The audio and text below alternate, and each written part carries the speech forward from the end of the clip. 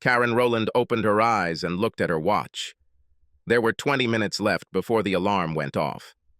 Karen felt Bill stir behind her and turned to face him. He looked at her with a smile, so Karen grabbed the back of his head and pulled him to her lips. Bill kissed back and then leaned back. "Does your breath smell?" she asked. Bill answered her question by kissing her again. "No, I just wanted to look into your magnificent eyes. Good morning." Karen's hand left his neck and went down to his shoulders and then to his arms. It was great to feel those muscles again. During the months of chemotherapy, Bill's body became noticeably thinner. The former Penn State wrestling heavyweight dropped from his pre-cancer weight of 111 kilograms to less than 81 kilograms, which made Bill look like Dorothy's scarecrow at 190 centimeters tall. Chemotherapy ended 8 months ago. The cancer was in remission, and Bill was regaining much of his tone and weight. Karen's hand continued down Bill's body and found what it was looking for. Another devastating effect caused by the treatment, in addition to the loss of muscle mass, was Bill's ability to remain aroused for any extended period. That, too, was a thing of the past, and Karin had the proof within her reach. Before the cancer scare, Karin would have jumped out of bed and started her day as soon as she opened her eyes. The couple has always had a healthy sex life, but after Bill's illness, Karin began to focus more on living in the moment, which is what she did right now. Karin curled up in Bill's lap and got to work. Once Bill was ready, Karin straddled him. "Let me feel it, Bill. Let it go. I want to feel you reach the finish line right now." Usually Bill would hold back until Karin did it once or twice, but this morning he knew what she wanted. She needed to prove her ability to make him lose all control. So he did. When they calmed down, Karin leaned over and kissed him. She opened her eyes and saw Bill smiling. "I love you, Bill." Bill's smile became wider. A minute later, the alarm sound brought them back to reality. Karin rolled off Bill, grabbed the crutch that was next to the bed, and headed to the bathroom. She grabbed a washcloth, wet it with warm water, and tossed it to Bill, who was still lying in bed. He was now lying on his left side, watching his naked wife in the bathroom. "Do you need to come here? I need to shower and get ready. I need to catch the 7:40 train into the city. You get ready, I can use the bathroom downstairs and I'll feed the kids." "Thanks, babe."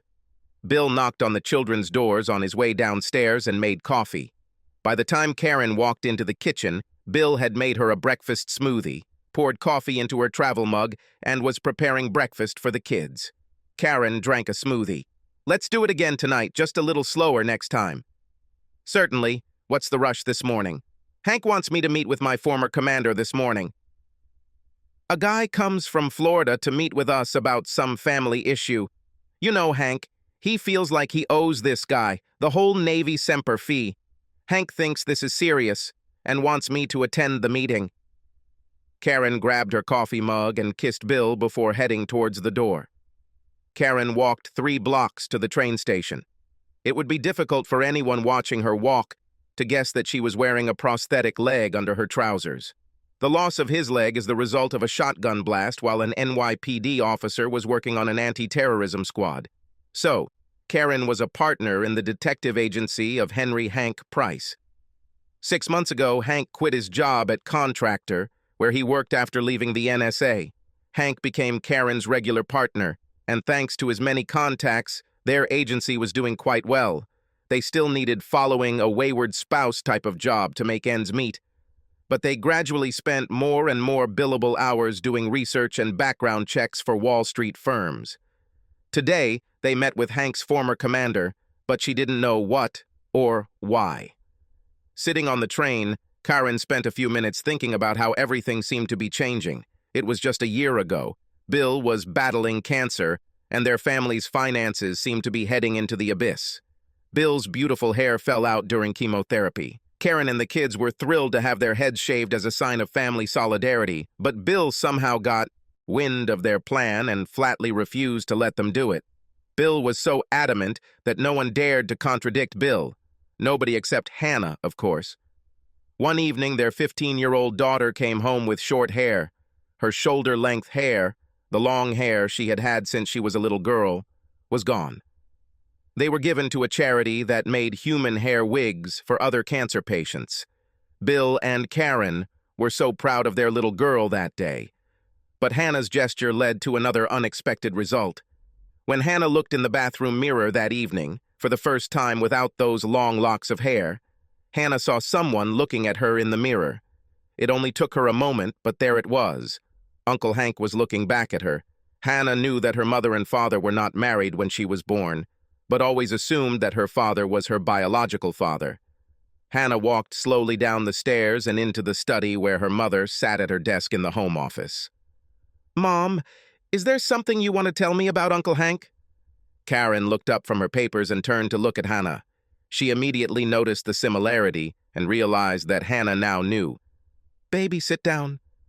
Karin talked about how she and Hank were lovers before she met Bill, how Hank left the country on assignment, not to abdicate his responsibility, but because of his duty to the agency, how Karin once met Bill when Bill caught her before she fell down the subway stairs. He became her lamaze coach and raised Hannah as his daughter. The three of them, Karin, Bill, and Hank, decided that Bill would raise Hannah as his daughter, and Hank became Uncle Hank. "We were going to tell you, baby, but we never knew when the right time would come. Do not get mad. It was only because everyone seemed so happy with the status quo. Nobody wanted to rock the boat. You know that your father, your real father, was there every day of your life. He was in the delivery room. He cut the umbilical cord. He changed your diapers. He fed you. He read you bedtime stories. He did everything because he loved you so much. Mom, this doesn't change how I feel about Dad." "That's good, baby. Blood does not define love or family. I'm glad you understand this. Tomorrow, I think we need to tell your father and Uncle Hank about what you discovered today. I think everyone will breathe a sigh of relief. You're taking it pretty well." I fully expected a much more emotional reaction. "Mom, I've been suspicious since we watched that Life movie last year. I saw you fidgeting on the couch next to me. You kept giving me sidelong glances. I just wasn't ready to insist. I liked the status quo and was afraid of what might change. Today, looking in the mirror, I think I just needed to know." Karin hugged Hannah before Hannah nearly jumped out of her arms. "Wait a minute, Mom, I just thought of something. Uncle Hank spends a lot of time here. You're still not with him, are you? Isn't this one of those weird threesome things? Please tell me you don't do this." Karin knew that this was seriously bothering Hannah, and she suppressed the laugh that almost escaped her. "God, no, Hannah. Neither your father nor I want to share. I promised your father before we got married that Hank and I would never get together as long as we were married. I kept this vow. I've kept my vow to leave everyone else since the day I met your father, and your Uncle Hank is too honorable a man to even try to break my oath. Your Uncle Hank and your dad are best friends and trust each other, and your dad trusts me. Neither I nor your Uncle Hank would ever break that trust." Hannah and Karin fell into each other's arms again and fell silent. Karin kissed Hannah's bald head and simply hugged her daughter tightly. As she hugged Hannah, she couldn't help but think to herself, "Thank God, everything went better than expected. I don't know how much more drama 1 year can cause. Bill's battle with cancer was traumatic. Thank God for modern medicine and the wonderful doctors, nurses, and just about everyone who worked so hard to keep her husband alive. It was hard work for everyone, especially Bill. It cost a fortune, but as of 8 months ago, the cancer was in remission. Surgery and chemotherapy took their toll. Karin could see how families could be torn apart by so much stress. The stress was twofold, not only due to the fight against the disease, but also due to financial difficulties. Last year, the Rowland family was drowning in debt. Bill could only work part-time, and then not work at all. Karin did everything she could to keep the agency going. She took on jobs that she usually would have refused. How many wandering husbands and wives can you follow before you tear of the sheer disrespect of it all? Karin lived for a rare message. "Sir or Madam, we have been monitoring your husband and could not find any evidence of adultery, neither physical nor emotional. Last year, Karin made a near-fatal mistake when she accepted a mission to find Tori Carson's husband. The fiasco resulted in Hannah being threatened by a gangster. Hank neutralized the situation. How? Hank never spoke, and the Rowland family never asked. Well, it may have started out as a fiasco, but it ended up being the financial lifesaver the Rowland family needed. Hank decided to quit his contract job and asked if he could join Karin's agency as a full partner. When Karin asked Bill's opinion, Bill did what Bill always does. He asked questions regarding price. They ended up asking a third-party broker to estimate the cost and other business-related questions. Bill never asked if it would be a problem if Hank was around full-time. Hank's cash injections didn't end there. After realizing Rowland's situation, Hank revealed that he had college funds for both Hannah, his biological daughter, and Anthony, his nephew. This allowed parents to use their children's college funds to pay off massive accumulated credit card debt and medical bills. Suddenly, the Rowland family was debt-free, although Bill was still unemployed. He spent his days at home doing research for Karin's agency when needed, and the rest of the time he was a house husband. Not the most manly thing for a former NCAA heavyweight wrestling champion. Reflecting on this turn of events, Karin could not help but feel happy. There were no debts, and her husband was alive and well. Several men on the train noticed a beautiful, middle-aged woman smiling to herself as the train pulled into Penn Station. The day went pretty well. Karin and Hank met with Thomas and John Beck. John's wife and son had disappeared, and there were some indications that they had passed through New York. The wife was involved with a cult-like religious group in Texas before disappearing one day, taking the child. Once the meeting ended, Karin finished some reports, and Hank got to work tracking down the wayward family. There was no doubt that Hank was determined to find his former commander's grandson. Karin's mood changed significantly on the train ride home that evening. While she was reading the afternoon edition of the Times, an article caught her eye. It was a report of a murder-suicide that occurred in an apartment on West Park Avenue. Mr. Clifford Fremont killed his wife and then committed suicide. Karin took out her cell phone and dialed a number from her contact list. When another phone rang, Karin took out her address book. George Jennings, an NYPD homicide detective, answered her call. "Karin, how are you?" "Lucy, George. I just read about the Fremont murder. Would you assist me? Could you please have someone check on Mr. Kevin Sanders? He works for Heiberg and Thomas and lives in apartment 820 at 435 Central Park West." "What's the matter?" "Sanders had an affair with Mrs. Fremont. I told Clifford Fremont this news 2 weeks ago. Let me tell you, he didn't seem all that upset. Obviously, I misunderstood him. I'll have someone check on Sanders."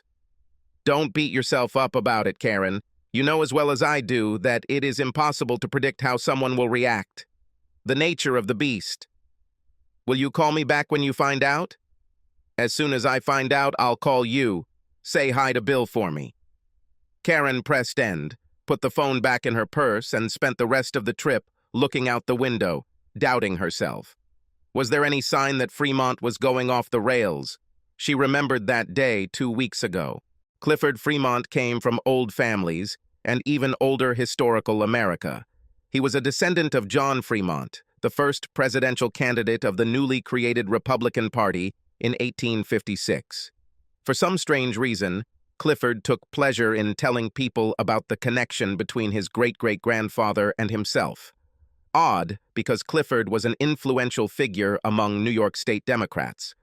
Although Clifford inherited a significant amount from his grandfather, his personality led him to earn a small fortune on his own.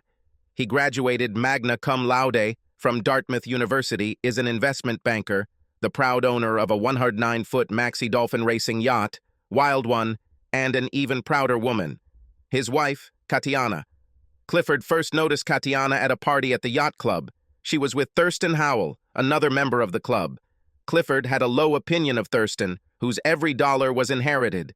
Immediately captivated by Katiana's beauty, Clifford decided to steal her from Howell. It didn't take long for Clifford's plan to emerge. What Clifford didn't know was that Katiana had done her homework. Clifford's net worth was 3 times that of Thurston. Katiana learned early on that her beauty opened doors.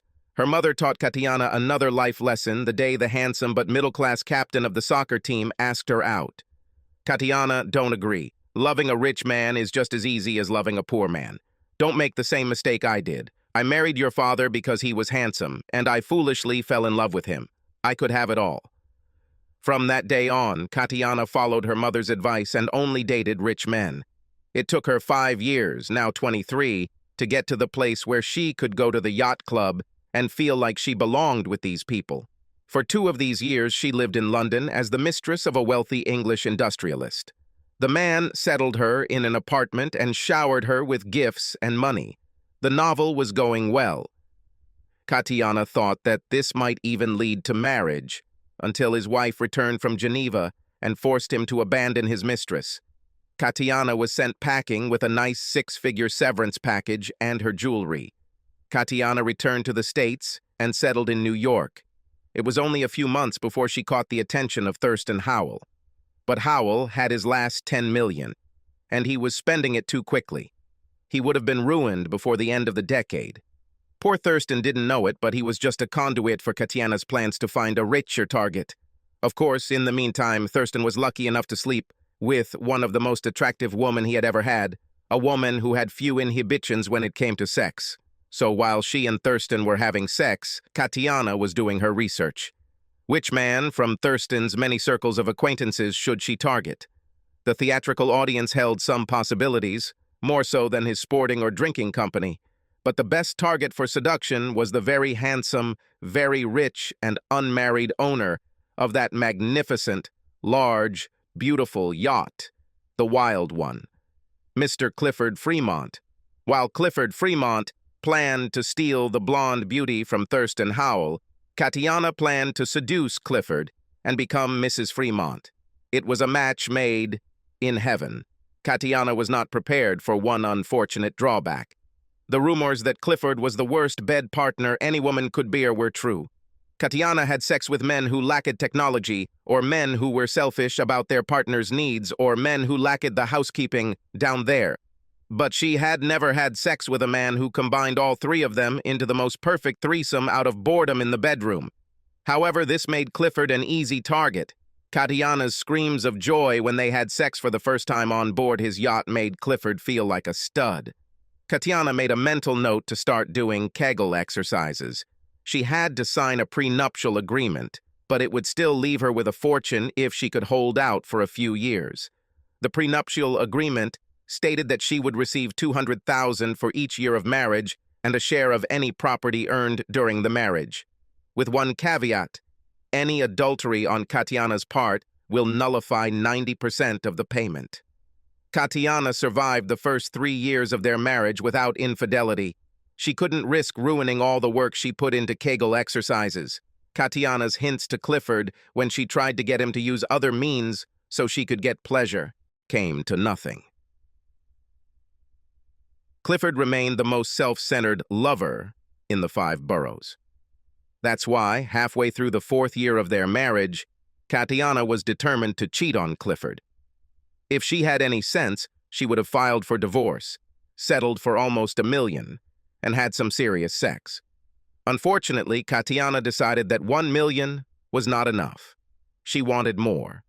So, when the opportunity presented itself, Katiana gave in to her physical needs. It was the perfect storm. Factor 1. Katiana was upset with Clifford.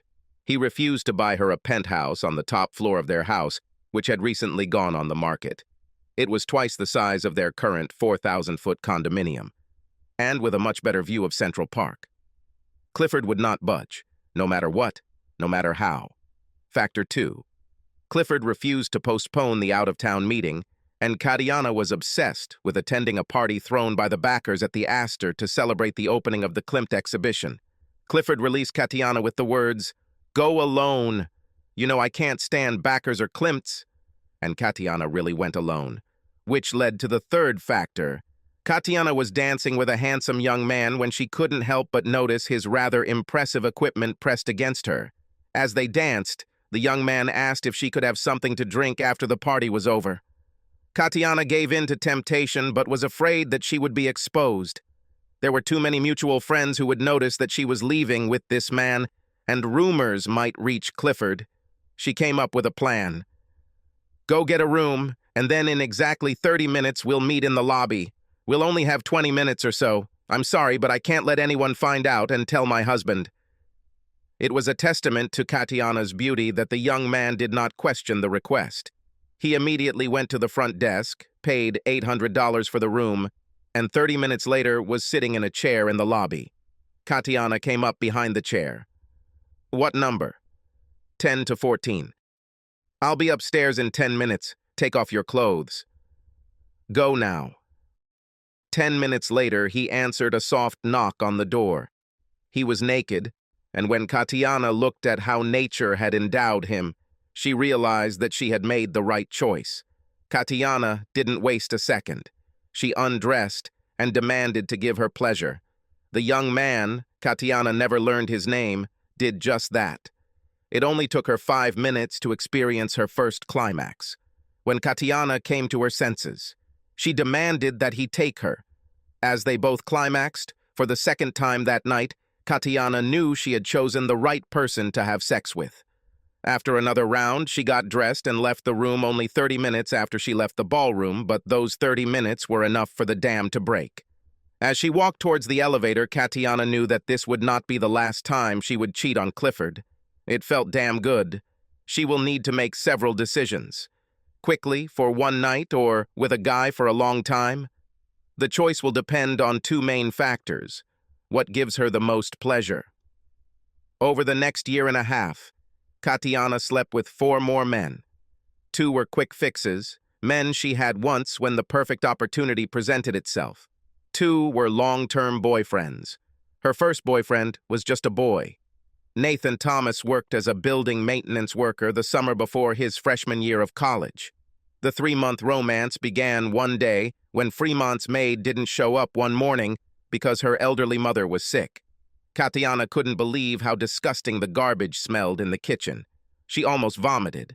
What did Clifford throw there this morning, and why did it smell so bad?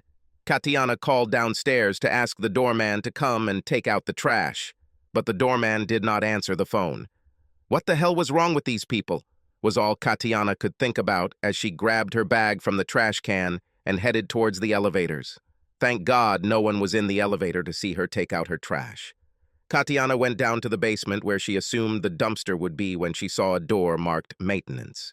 She opened the door and walked into the room, only to see a tall, muscular black man emerging from the shower stall.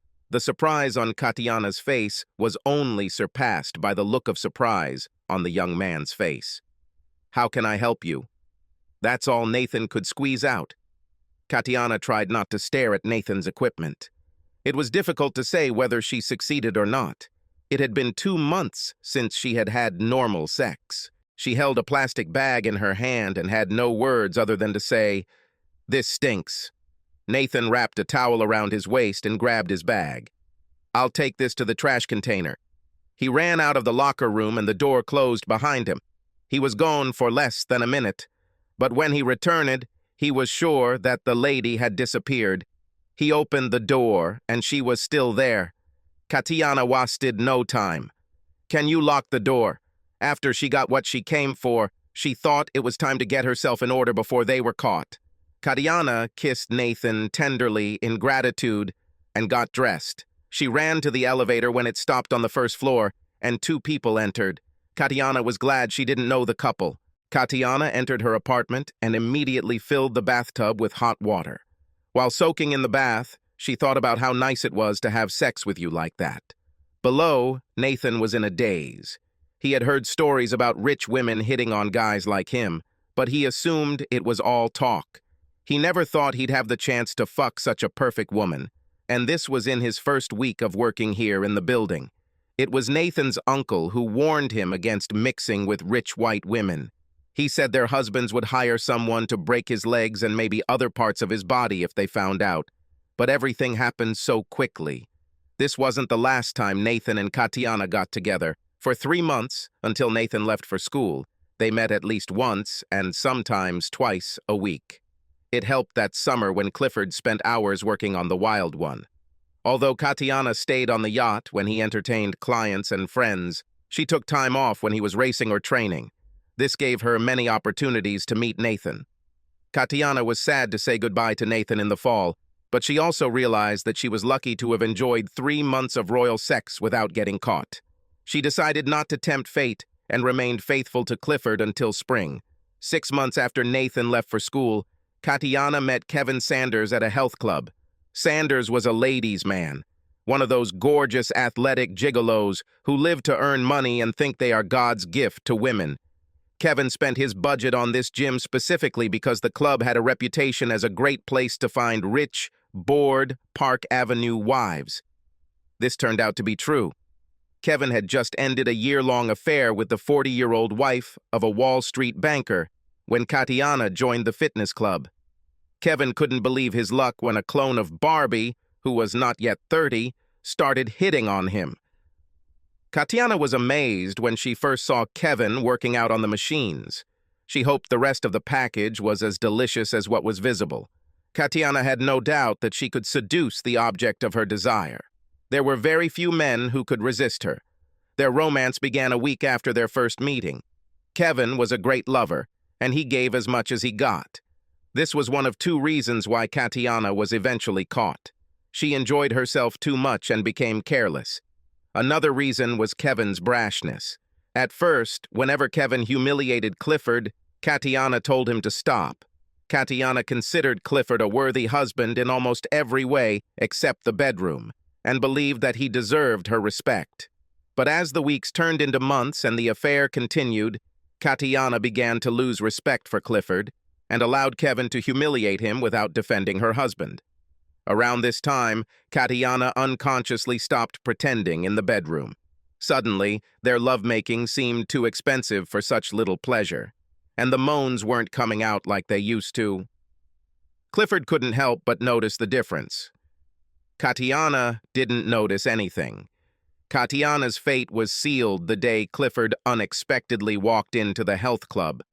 Clifford noticed the 2 lovers' glances and noticed Katiana's anxiety when a club employee told Katiana that her husband wanted to talk to her. While Katiana went to greet her husband, Clifford watched Kevin. That's it. A grin, a hint. This asshole fucked his wife. After talking with Katiana and leaving the club, Clifford made an appointment with a detective agency that was checking all the data of his company's personnel. Karin was hesitant to show Clifford explicit photos of Katiana and Kevin Sanders. In her experience, visual effects only add to the trauma when a spouse learns of their partner's betrayal. Karin did share photos of Katiana entering the Sanders apartment building and leaving an hour later on each of the 3 occasions she followed Mrs. Fremont into the apartment. Karin told the details, who, when, how often, but kept silent about the photographs. The fornicators were stupid and careless. The Sanders apartment faced a side street, and they had left the curtains open on one of those occasions when Karin had stalked Katiana there. From the roof of the building opposite, accessible by paying $200 to the building manager, Karin was able to take some very candid photographs. Unfortunately, Clifford Fremont insisted on receiving these photographs as well. He said the terms of the prenuptial agreement required proof. Karin provided him with 3 photographs confirming that there had been an affair. Karin watched Clifford carefully as he looked at the 3 photographs, waiting to see if he would start ranting or raving, making threats or losing his temper. Clifford did none of this. He made a face, thanked her, wrote a check for the balance of the account, took the written report and photographs, but he did not explode. Clifford went home and sat in his office, rereading the report and studying the photographs. His ego took a big hit when he read Karin's account of who he was. Kevin Sanders. He was a nobody. A quick search on LinkedIn gave him information about Sanders. Public school graduate, Rutgers of all places, and no academic achievements. Lousy bachelor's degree in marketing, junior associate, not even a partner, at the second-rate marketing firm of Heiberg and Thomas. Clifford's anger increased when he saw a photo of Katiana looming over Sanders' ready-to-go equipment. It was simply unfair. All his wealth, all his success, all his hard work, none of it could make up for his lousy 10 centimeters. Until this moment, Clifford had been planning some way of retribution against the man who raped his wife. Clifford didn't think about physical punishment, at least not from his own hands. He was confident that he could find someone else to do his dirty work. But this photo forced Clifford to personally take care of it in order to preserve his manhood. 2 weeks later, Clifford was knocking on Kevin Sanders's apartment door. Sanders had barely opened the door when Clifford's foot pushed it wide open. Kevin immediately recognized Clifford, but before he could move, Clifford pressed the stun gun to his chest. With Kevin unconscious, Clifford got to work. He dragged the body to the bed and tied Kevin tightly.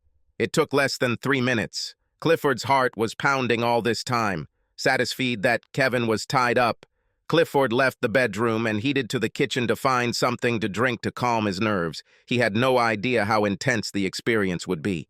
He assumed years of racing would prepare him for this, but it turned out to be as stressful as the time he sailed through a summer squall when the waves threatened to capsize the Wild One.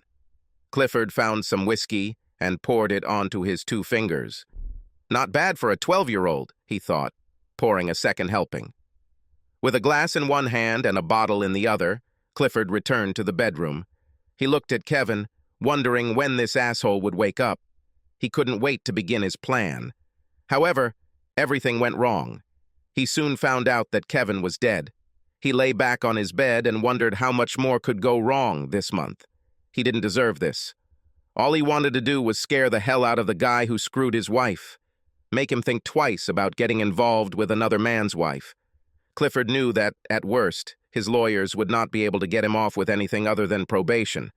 But he knew this would be a game changer. He will have to go to jail. Even his lawyers weren't good enough to get him out without serving time. He needed time to think. Clifford got out of bed and walked around the apartment, removing everything he could touch, united Kevin, and then left the apartment. As Clifford walked from Kevin's apartment to his own, his thoughts became increasingly gloomy. It's all Katiana's fault, damn her. A million ideas flashed through his head. Could he have stripped most of his funds, boarded the Wild One, and fled somewhere without an extradition treaty?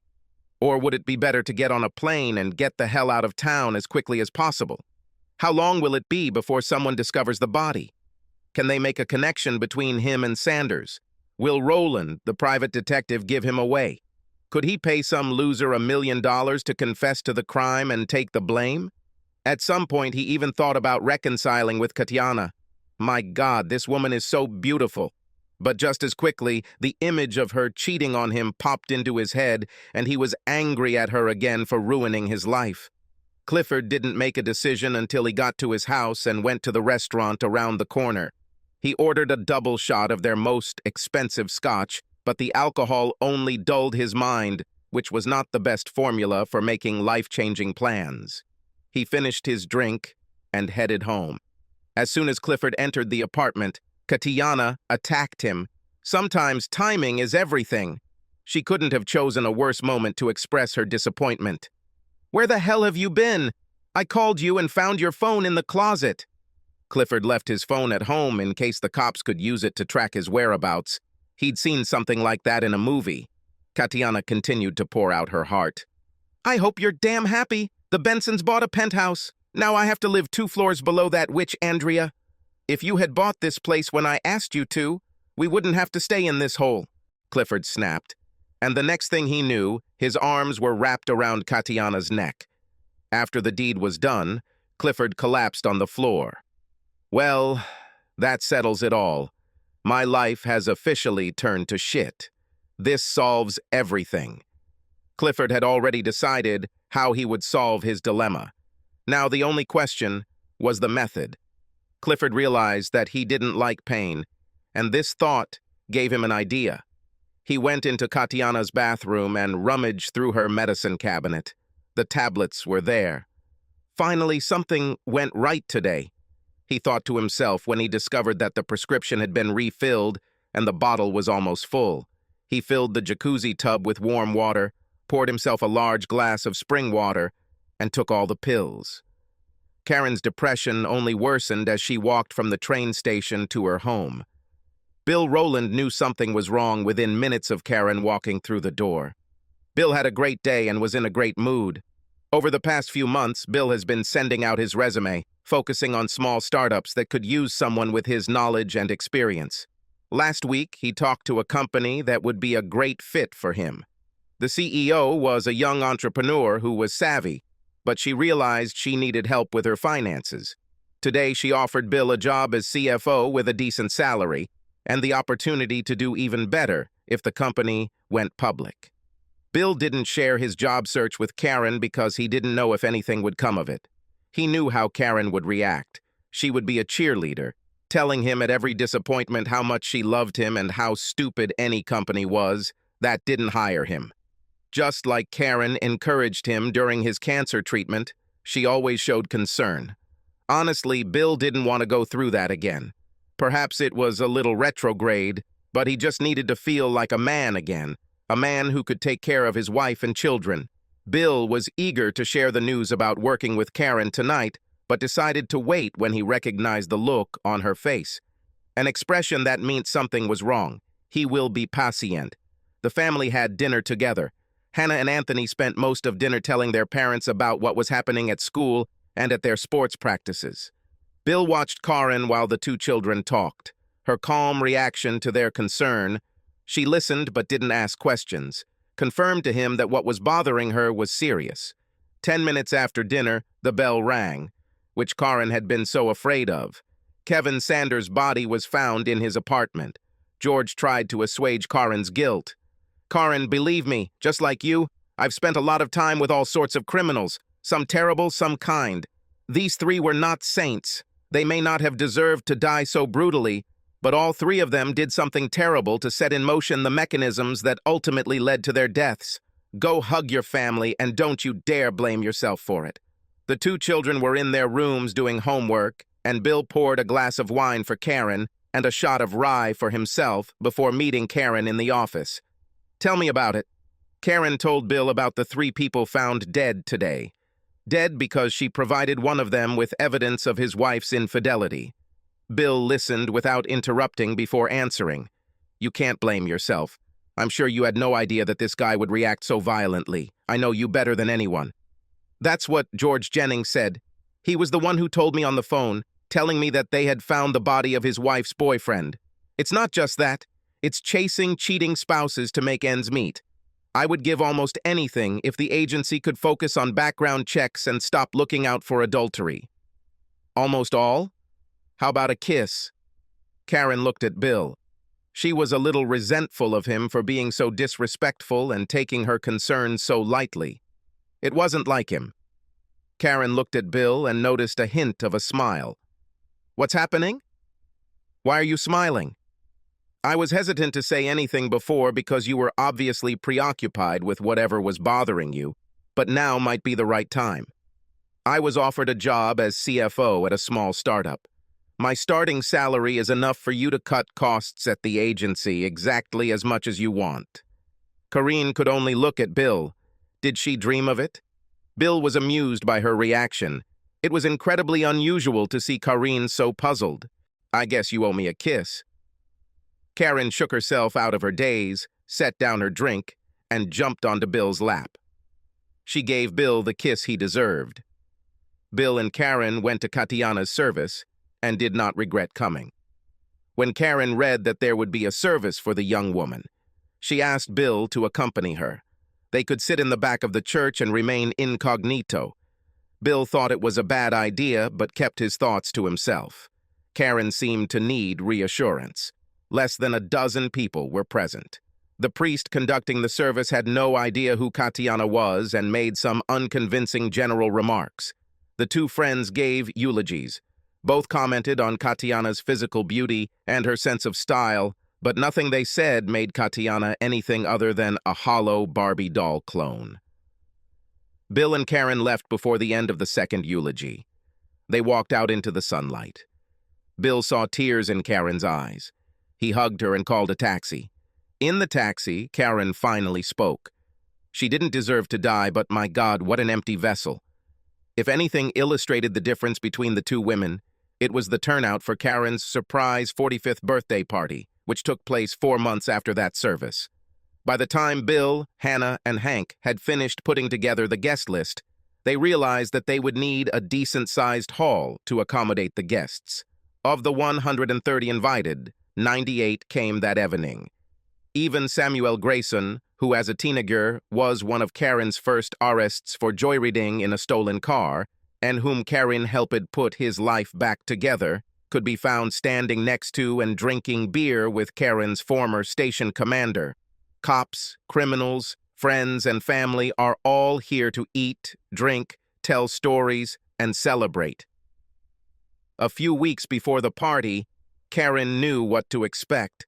She was a detective after all, but she kept it to herself and feigned surprise as Bill led her into the hall. Bill knew that wasn't true. An hour later, when they were finally able to be alone, Bill whispered, "You knew all along, didn't you?" Karin simply smiled, grabbed the back of Bill's head, and kissed him.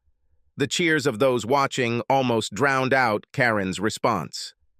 I love you, Bill Rowland. Subscribe to our channel so that your second chaff doesn't cheat on you, and go ahead and listen to the next story, because this story is nothing compared to the next one.